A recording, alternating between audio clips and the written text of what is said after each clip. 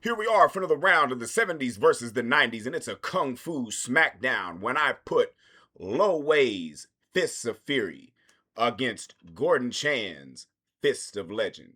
And of course, it's not only that, it's also Bruce Lee against Jet Li.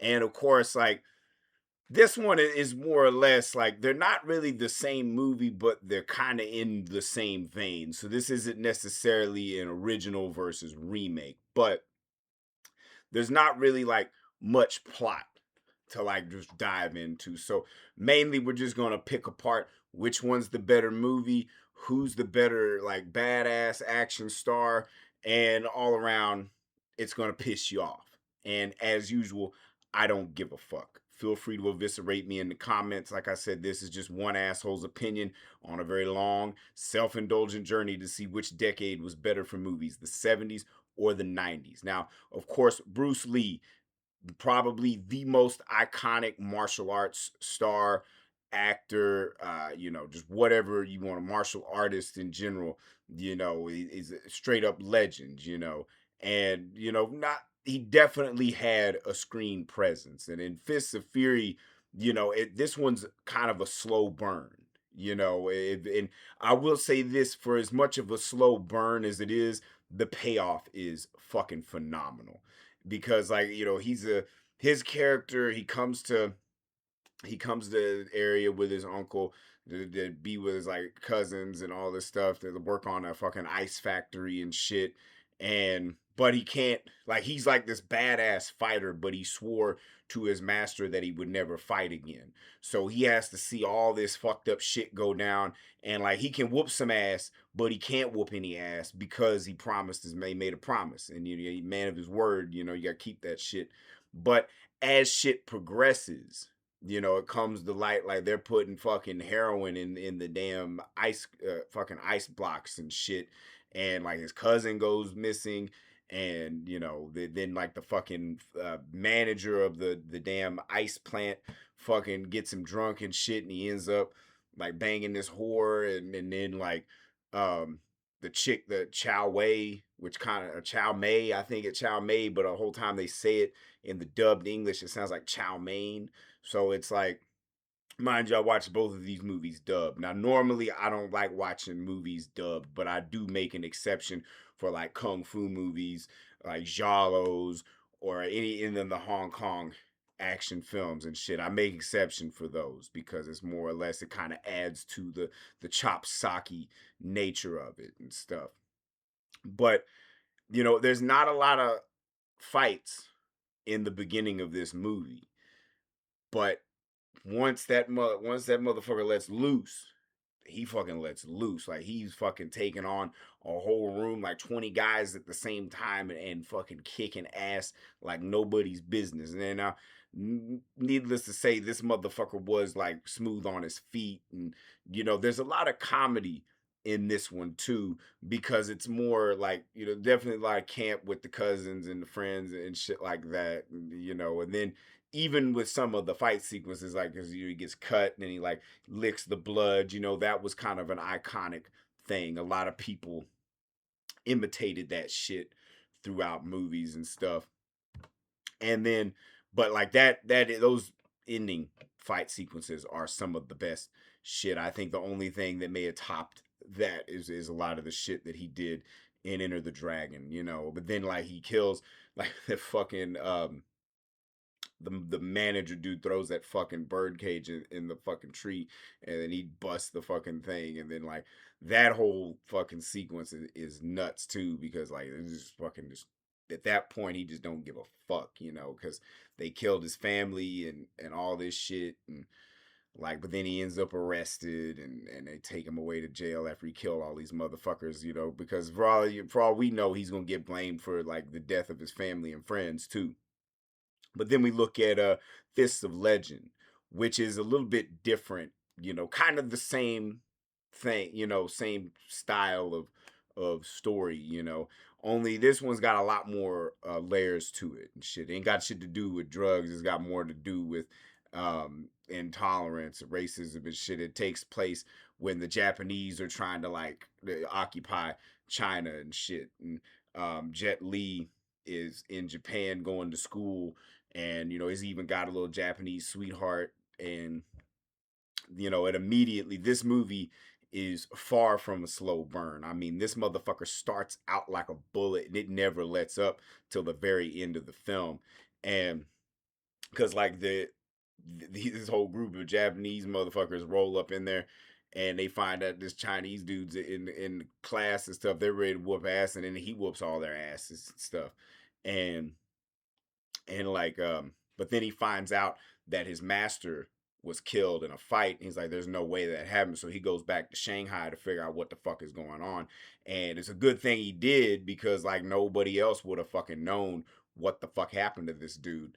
And turns out he was poisoned. That's the only way that the dude could beat him, because he rolls up into the fucking school and challenges the dude that killed his master. And is like, yeah, this motherfucker had to be sick if you beat him and stuff. And they come to find out there's a fucking like maniacal general that's out to fucking crush the Chinese resistance and everything.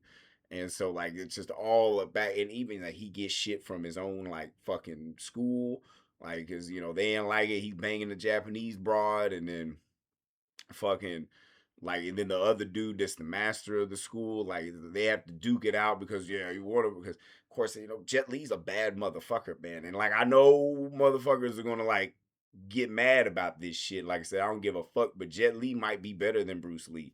Now, Bruce Lee definitely more iconic, but Jet Li's a bad motherfucker, man. Like the thing about it is with Bruce Lee is like a theory I have with like actors and entertainers, just anybody in general that dies early. They die early. They don't live long enough to fuck up. And so you got this whole thing where it's like, we don't know if this motherfucker would have continued to be great, and maybe motherfuckers just allowed him to be great. Nobody wanted to challenge Bruce Lee, and that's fine. But here's the challenge here, because like the fight sequences in this movie, because there's damn near a fight every like 5 to 10 minutes in this film. Like somebody's getting their ass whooped, and Jet Li just being a bad motherfucker. But on top of that, the biggest thing is the fact that Yuen Wu Ping is the fight choreographer for Fist of Legend, and Yuen Wu Ping is probably the greatest fight choreographer of all time. Like anything that he's done, whether it's like Fist of Legend, and the films that he did with Jackie Chan back in the day, like Snake and the Eagle's Shadow and Drunken Master, and even films like Crouching Tiger, Hidden Dragon, and most specifically Kill Bill. I mean, Jesus Jones. Like that's why like every single one of there's not a dull moment in Fist of Legend. Whereas in Fist of Fury, like there's a lot of like drag in this motherfucker. There's a lot of talk and a lot of like silly shit. There's some silly shit in Fist of Legend, but man, this movie does not fuck around, and those final fight scenes, that fight between the general, like, is fucking baller. And even the one between Jet Li and his little Japanese sweetheart's uncle. That one is fucking great, especially like when the wind and shit starts picking up and bro can't fucking see, and Jet Li's like, "Can you see?" He's like, "I'll make it." It's like, "No, let's make it even." And they blindfold themselves. They're fighting each other, fucking blindfolded. And like the uncle, like he technically wins, but he's like, "Nah, the battle's done." It's like, "Man, you're fucking great. As long as you learn to adapt, you're gonna be unstoppable." And he does that, and he whoops the fuck out of that damn general. And like that shit is crazy, dude. You think like this motherfucker's gonna die at the end, so he's the scapegoat, otherwise the motherfucker's really gonna go off to war and shit.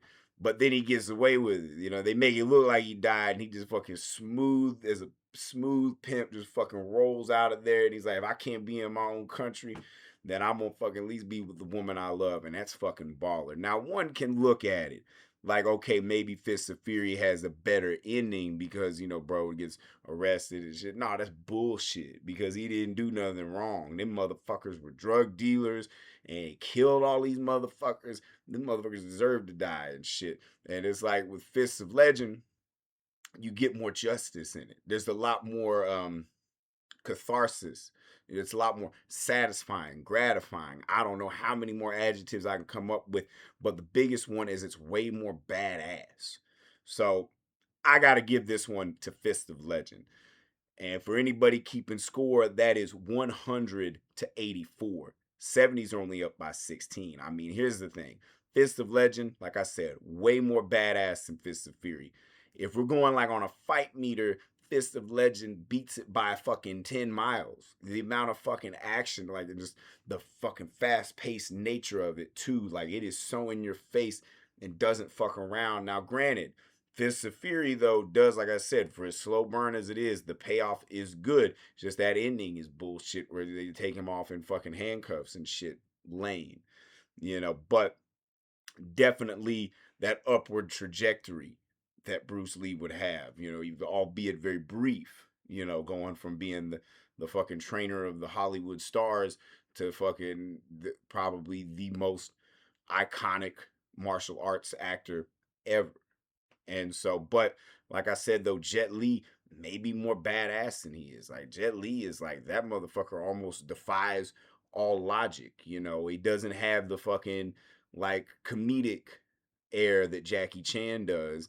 And he doesn't really talk as much as Bruce Lee does. He doesn't do all the fucking weird, he just fucking goes for it. And granted, I don't know shit about fighting styles. I ain't here to talk about that.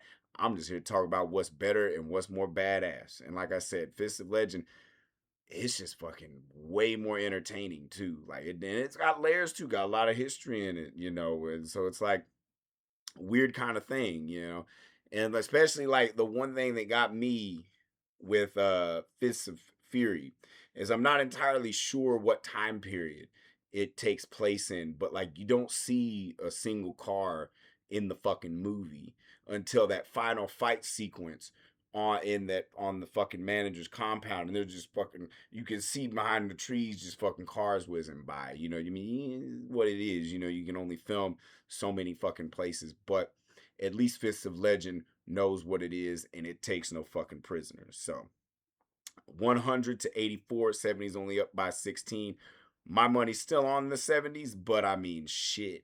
The action films of the 90s damn near creams the 70s every time. Not to say that the 70s didn't have great action films, but if we did do something with our lack of maturity in the 90s, is we up the ante on just fucking batshit balls to the wall crazy action films.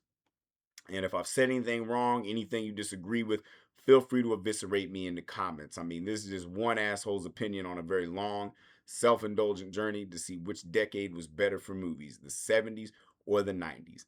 And, you know, like that motherfucker told him in Fists of Legend, you got to learn to adapt to be unstoppable. Words of wisdom. Words of wisdom.